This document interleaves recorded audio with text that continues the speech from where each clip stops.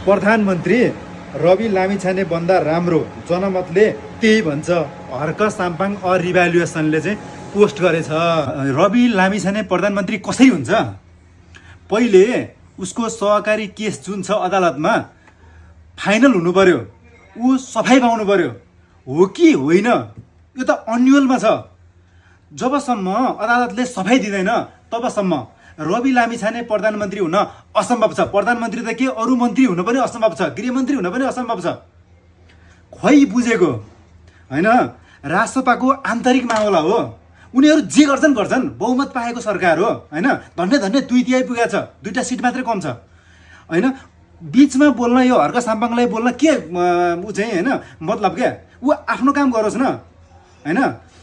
बालेन शाह प्रधानमन्त्री हुन्छ, बालेन शाहको लागि भनेर चाहिँ हामीहरूले चाहिँ भोट हालेको। बालेनलाई अगाडि सार्यो राजसभाले, घन्टीमा भोट हाल्नको लागि चाहिँ होइन। हामीलाई चाहिँ मन लाग्यो, किनभने बालेनले काठमाडौँ यो जति पनि गऱ्यो, काठमाडौँमा काम गरेको छ होइन। बालेनले गरेका काम हामीलाई मन पर्यो। त्यही भएर बालेन देशको प्रधानमन्त्री भयो भने देशमा होइन एउटा परिवर्तन हुन्छ, देशमा विकास हुन्छ भन्ने हेतुले हामीले बालेन शाहको लागि, बालेन शाहलाई प्रधानमन्त्री बनाउनको लागि चाहिँ घन्टीमा मतदान गरेको हो, राजसभालाई जिताएको, न कि रवि लामिछानेलाई प्रधानमन्त्री बनाउनको लागि कदापि होइन।